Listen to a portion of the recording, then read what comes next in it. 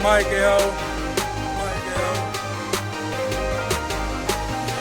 the introduction.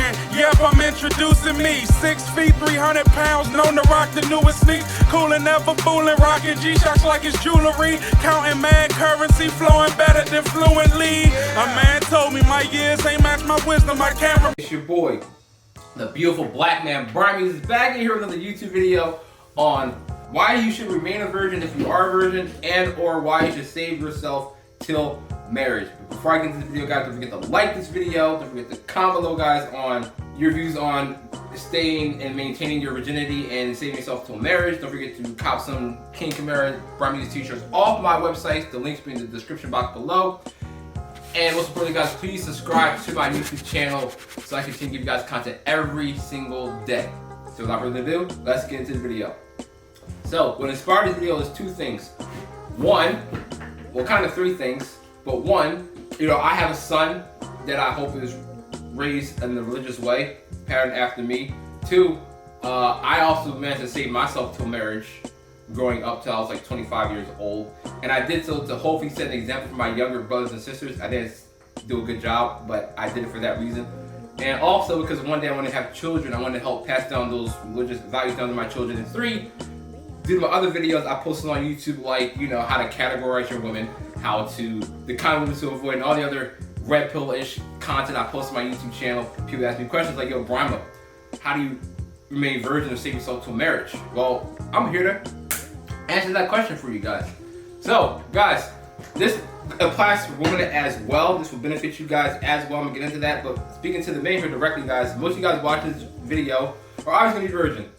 And you can say or not, you can say this, you can say that, guys. The statistics does not lie, okay?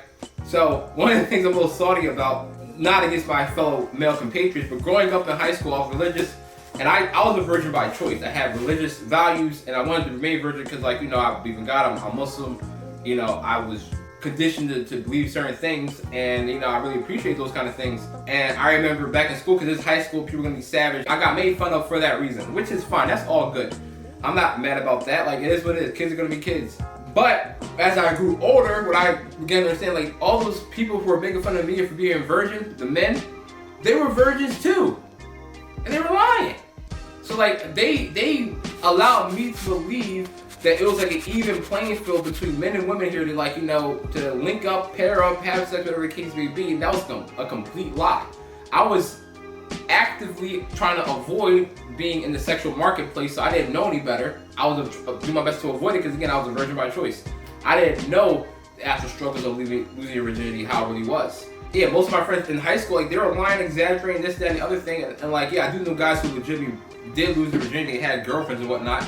Yeah, I was just thinking that, like, it was open season, and then, like, every other guy was choosing to, like, not remain a virgin, and I was just, the odd one out. But that was not the case. So at least at that time, I was a voluntary celibate. Those guys were actual incels. So guys, I want to help you be a voluntary celibate and not an involuntary celibate person. The benefits of that. One, reason why religions kind of came to us is like they help balance out our animalistic urges. So for guys who are, good looking and, have options, or, go to college and, are tall, handsome, whatever the case may be, guys, and you have access to women above average and you're athletic, whatever the case may be. Let's say you have, like, a variety in the store, like a cereal. Let's say you go to the cereal aisle in the store, right? And you have your Apple Jacks, your Fruit Loops, your Fruity Pebbles, your Cheerios, your Frosted Flakes, whatever, the whole gambit, your Cocoa Puffs. And then one day I just say, look, you gotta stick with oatmeal. That's all you get for the rest of your life. And you're gonna be mad because you used to have this large variety of people or cereal that, like, if I say, oh, you gotta eat oatmeal for the rest of your life, you was like, do I got cancer or something? I don't got cancer, I gotta slow down for this one thing. But if all you had, let's say you lived in a third world country, all you had was oatmeal to eat, you'd be grateful to have oatmeal all the time. The people that come over from, like, overseas and they never start eating, like, Fruit Loops and Apple Jacks, they every morning they have, like, their fruit, their vegetables, and their oatmeal. They used to that kind of stuff. Even if they come over from another country, they're poor and they make it rich, they still eat that kind of way. And that's the same way that women and sex work. So you go through your whole life and then people say, like, nah, like, leave all these other girls alone, settle down, and tie yourself to one woman. And that's part of the reason why we have such a high infidelity rate in the United States, because we're conditioning our young people to have a multitude of sexual options before they get married, and then they expect them to just cut that all away when they're married. As opposed to be a lot better if you start them with marriage, they'll be used to having that one option. They don't have to worry about getting with every other option they can, because that's all they know, and that's all they prepare themselves to be. They're conditioned their entire life to save themselves for marriage, to have that one option, as opposed to like searching far and wide and collecting every single Pokemon, and then just, you know, deciding that like after you caught all 150 Pokemon, which one you like best. It'll be pretty hard to pick. Okay, well, like after you get 150 Pokemon, like why should I sell for this Pikachu?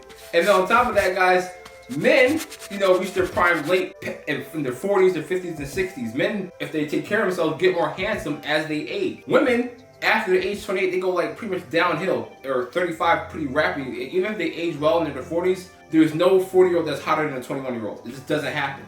So then they're sitting there disappointed, like, I want another young girl because I'm getting old now.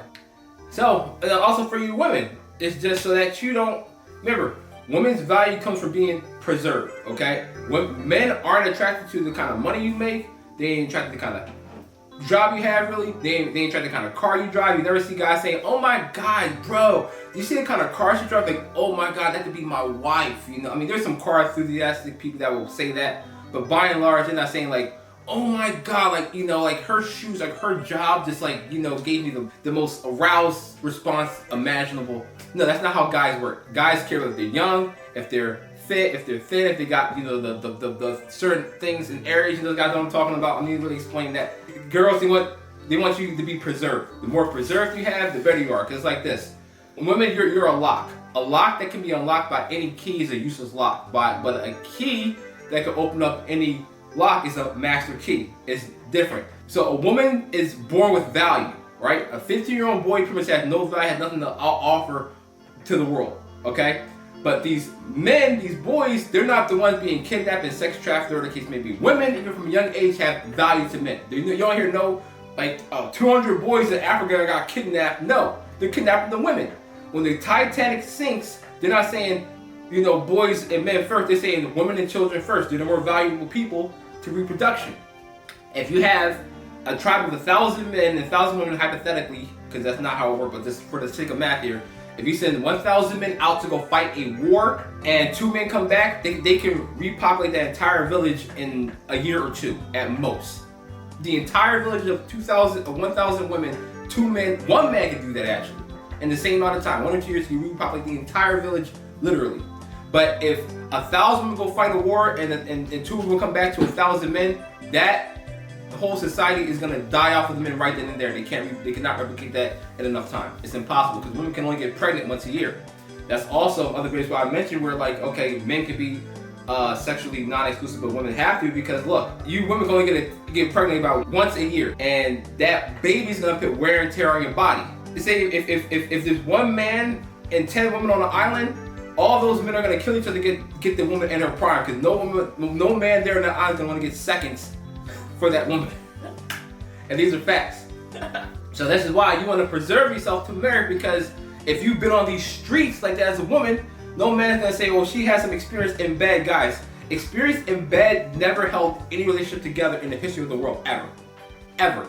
And you can always become better in the bedroom. It's not a really hard thing to do. Like, becoming getting on the varsity team is difficult, like, you know, in college or high school. But being decent enough in bed is really not that hard, especially if you haven't had any partners. The less partners you have, it'd be pretty easy to get your rocks off. Not difficult at all. But you're gonna desensitize yourself by being out in these streets. That goes for both men and women. So, you guys, if you guys think about preserving family, all right, because that's what marriage is for, to help preserve family, pass down generational wealth and everything. It can even help reverse the trends of racism here. Then marriage should be your option. The reason why the black community is so much disarray, because we have an 80% single mother rate here in the black community in the United States. 80% of the women are overweight, and by and large, they're undesirable women. And they're complaining about, you know, white privilege this, white privilege that. We got no generational wealth to pass down because only 1 in 4 black women in the United States get married. How are you gonna pass down generational wealth if you're not getting married? It's impossible. No men don't want to marry you if you, 1, overweight, 2, if you're ready to have a kid, and 3, you know, you out in these streets. You're just setting yourself up for failure. They're like, no, these black men don't want us. They're going to take all these white women. Well, duh, because what choice did you leave these dudes? Guys, again, I'm here to offer a course correction, and I also want to explain the value of you know, this to like my son in case he's not here one day. So guys, don't forget to like the video. Don't forget to comment below, guys, and tell me what you guys thought about the video. Don't forget to cop some shirts off my websites. The link will be in the description box below. Most importantly, guys, please subscribe to my YouTube channel so I can continue to give you guys content every single day. It's your boy Brimezus. I'll see you guys next time.